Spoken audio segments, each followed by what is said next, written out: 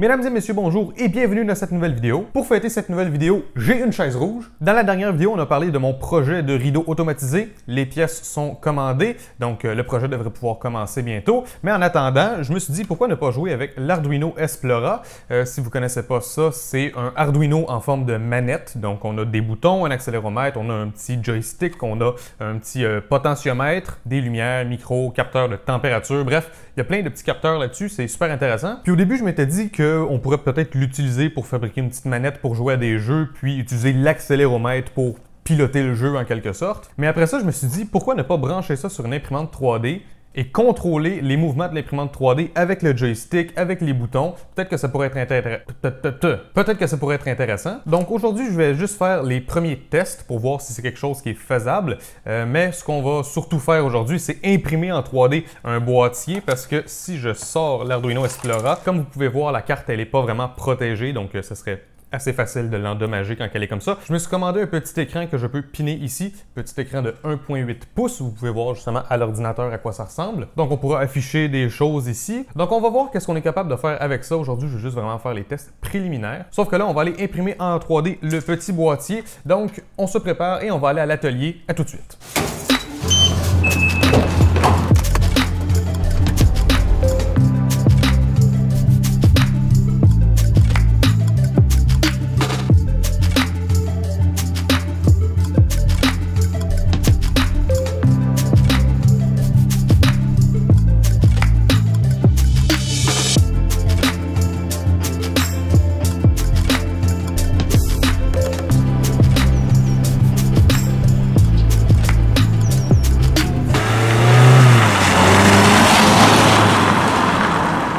Bienvenue à l'atelier. Comme vous pouvez le voir, j'ai commencé à recycler des pièces d'une ancienne imprimante 3D. Je ne sais pas si vous vous rappelez de cette vidéo.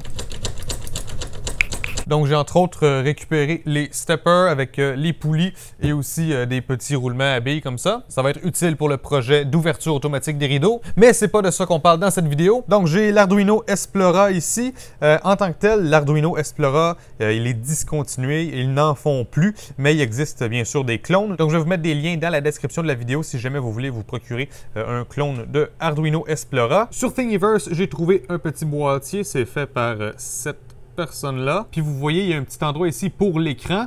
Moi, l'écran, je ne l'ai pas en ce moment. Je vais l'avoir éventuellement, donc je pourrais l'installer. On a un espace pour le joystick. On a aussi des petits boutons imprimés en 3D parce que juste les boutons comme ça, on n'y aura pas trop accès avec le boîtier. J'ai ici mon embout pour le joystick et j'ai aussi un petit embout comme ça pour le potentiomètre linéaire. Sauf que dans le fichier pour imprimer ces 4 boutons-là, il y a aussi le bouton potentiomètre linéaire. Donc, je vais tout imprimer puis je vais voir qu'est-ce qui va mieux entre celui-là et celui qui venait avec mon Arduino Esplora. Je vais imprimer le dessus, je vais imprimer le dessous et aussi il y a genre des petits guides pour les lumières. En fait, il y a un guide pour la petite lumière RGB ici et il y a un guide pour le détecteur de luminosité ici. Puis il y a aussi des petites LED ici, des LED de statut, je crois. Puis il y a des guides aussi pour ces petites lumières-là. Et il y a la possibilité d'imprimer ces pièces-là en filament transparent pour mettre par-dessus justement ces petites lumières-là et le détecteur de luminosité. D'après moi, c'est plus esthétique que fonctionnel. Donc je ne vais pas prioriser ça pour l'instant, mais si je vois que ça peut être une belle addition, je vais l'ajouter par après. Alors pour l'instant, j'imprime dessus, dessous et les guides pour les lumières, pas les fenêtres, vraiment juste les guides. Ça va être imprimé en noir. Et ensuite, je vais imprimer la petite façade pour l'écran ainsi que les 5 boutons. Donc on va aller dans la collection de filaments, on va aller chercher les bonnes couleurs et on va se mettre à imprimer.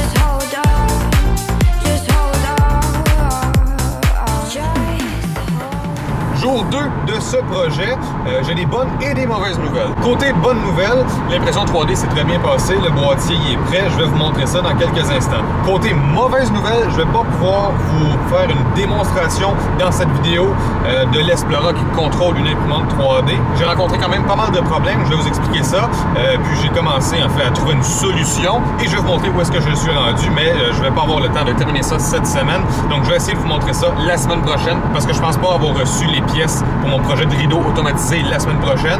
Donc, je vais pouvoir continuer de travailler sur le petit projet de l'Explora encore un petit peu. Donc, direction atelier. Bienvenue à l'atelier. Avant qu'on regarde le boîtier et qu'on l'assemble, je suggère qu'on parle tout de suite là, du progrès qui a été fait à l'ordinateur. Donc, mon Explora est branché par USB à mon ordinateur. Et là, je suis dans le logiciel Arduino. Et là, je fais pas une capture d'écran parce que je veux juste vous montrer le code là, très rapidement. Essentiellement, on lit les valeurs du joystick. Ensuite, on assemble une commande G-code. Donc, ce que je veux que ça bouge en X et ce que je veux que ça bouge en Y. Et par défaut, en X, ça va être +1, -1. Et en Y, ça va être +1, -1 aussi. Ensuite, ça ici, je lis la switch du joystick. Alors, quand j'appuie au centre du joystick, ça va faire un G28. Ça, c'est un Home pour l'imprimante. Puis ensuite, quand j'appuie sur la switch du haut, donc ce bouton-là en haut, ça va envoyer un G91 qui veut dire position relative. Donc, position relative, ça veut dire que à chaque fois que dans ma petite commande G-code ici, je vais envoyer, par exemple, un G1X1, l'imprimante, elle va se déplacer de 1. Elle ne va pas se mettre à la position 1. Donc ça, c'est très différent parce que si je suis en position absolue,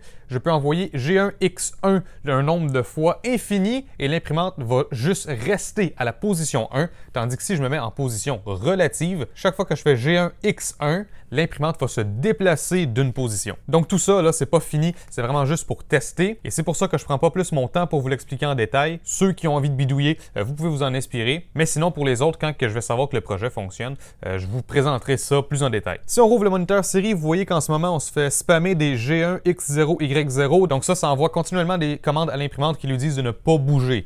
Dans le code final, ça va pas être ça. Ça va seulement envoyer des commandes quand on veut lui indiquer de bouger. Comme je vous ai dit, ça, c'est juste pour tester. Mais sur mon joystick, quand j'appuie par en haut, ça dit Y-1. Quand j'appuie par en bas, ça dit Y1. Ça, c'est très normal. Alors, par en haut, ça va faire reculer le plateau chauffant. Par en bas, ça va le faire approcher vers nous. Ensuite, sur le joystick, quand je pointe vers la gauche, ça fait X-1. L'imprimante, l'axe des X, va aller vers la gauche. Maintenant, vers la droite, ça fait X1. Donc, l'axe des X de l'imprimante va se déplacer vers la droite. Ici, par exemple, je vais en haut à droite. On va avoir X1 et Y-1.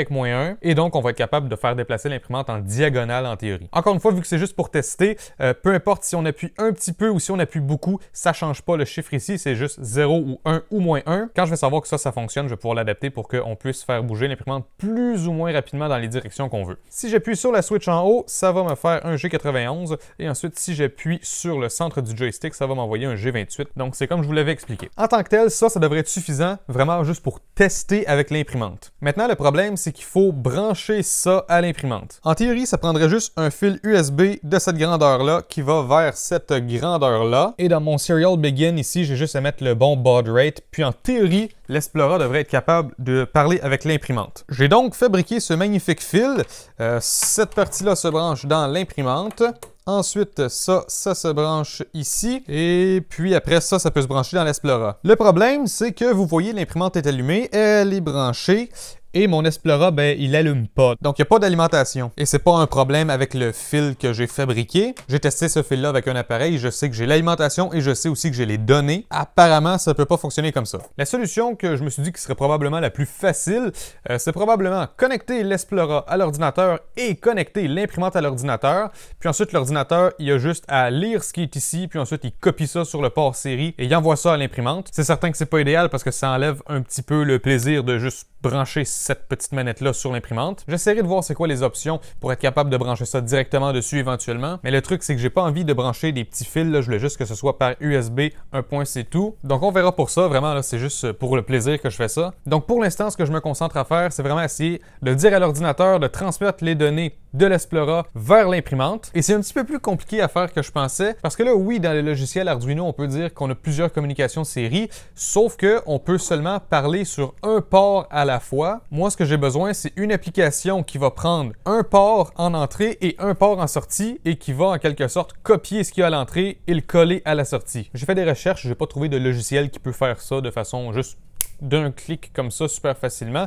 Donc, j'ai commencé à fabriquer ma propre application pour le faire. C'est très expérimental, c'est pas encore fonctionnel en fait. Bon, plus qu'un truc comme ça, je sais même pas comment c'est censé s'appeler, vous voyez le titre ici, mais essentiellement, on voit les ports en entrée ici, on voit les ports en sortie juste là. Si je connecte mon Explora, je fais rafraîchir ici et on voit qu'il y a des choses qui sont apparues, donc mon Explora il est là. Et quand je fais connecter, la petite lumière TX ici, elle allume, donc le Explora il est en train de transmettre des données à l'ordinateur. Donc, en théorie, on est bien connecté. Sauf que mon application, elle n'est pas prête encore pour retransmettre dans le port de sortie. Je vais même pas vous montrer le code de cette application-là. C'est pas très propre. Mais là, j'ai retrouvé un ancien projet que j'ai fait dans Qt, justement, qui était sur la communication série. Donc, je vais comme faire des copier-coller de cet ancien projet-là pour faire fonctionner mon projet actuel. Parce que je vous avoue que j'ai un petit blanc de mémoire. Là. Ça fait assez longtemps que j'ai pas joué avec Qt. Mais en théorie, je devrais être capable assez bientôt de dire à mon Explora d'envoyer des commandes à ma petite application, puis mon application pourrait renvoyer les commandes à l'imprimante et en théorie, on devrait être capable de voir l'imprimante bouger avec le joystick. Alors en tant que tel, il n'y a rien qui est vraiment compliqué, j'essaie juste de voir c'est quoi la façon la plus facile de faire le test, à savoir comment faire communiquer l'Explora sans devoir faire des branchements avec des petits fils puis rentrer dans le contrôleur. Vraiment juste le USB et pour l'instant en passant par un ordinateur. Alors c'est pour ça que je ne peux pas vous faire de démonstration aujourd'hui malheureusement. L'Explora il est fini de programmer pour le test. Il n'est pas fini de programmer officiellement, c'est vraiment mal programmé même, mais c'est assez pour le test. Sauf que faut que ça communique avec l'imprimante bien sûr. Mais merci beaucoup d'avance pour votre patience. Je crois être assez prêt de réussir à faire fonctionner ça. OK, maintenant, qu'est-ce qui concerne l'impression 3D? Vous voyez ici la face du dessus de l'Explora. Ça va comme ça. Ici, on a le dessous. On a des petits supports où est-ce qu'il y a les boutons. Donc, quand l'Explora il va être placé comme ça, quand on va appuyer sur les boutons, bien, la carte elle va être supportée par ces petits piliers ici. Même chose, on a un autre petit support là pour quand on va cliquer sur le joystick. On a une petite pièce ici qui se pose comme ça. C'est ici qu'on va se brancher là en USB. Ici, j'ai les petits guides pour les lumières. Donc, on a un petit guide qui va aller par-dessus notre détecteur de luminosité, un autre qui va par-dessus la LED et celui-là qui est rectangulaire, il va par-dessus nos LED de statut en haut ici. On a des extensions pour les boutons. Bon, alors l'idée, c'est que ça, on va le coller ici. Donc, je propose qu'on commence par faire ça. Et voilà, vive la colle contact, c'est déjà collé. Ensuite, on va insérer l'Explora juste comme ça. Et on va mettre les 4 petites vis. Donc, je ne sais pas exactement c'est quelle grandeur qu'on est supposé prendre. C'est écrit sur la page du projet sur Thingiverse, mais moi, j'ai juste pris des petites vis que j'avais qui traînaient. En théorie, ça devrait le faire. On dirait que j'avais bien vu parce que j'ai pris exactement la bonne grandeur de vis. Ça ne bouge plus du tout. Les extensions pour les boutons, je les ai poncées un petit peu pour que ce soit bien fluide dans la partie du dessus parce que sinon le bouton va rester bloqué et c'est pas vraiment ça qu'on veut. Mais en plus, je pense que je vais mettre un peu de lubrifiant. C'est probablement pas la bonne sorte de lubrifiant à prendre pour faire ça. Sauf que à chaque fois que j'ai utilisé du lubrifiant sur des impressions 3D, j'ai toujours pris ça et ça a toujours très bien fonctionné. Donc voici l'orientation dans laquelle j'insère le bouton et là je suis sous la face du dessus. Je mets ça comme ça et je répète pour les autres boutons.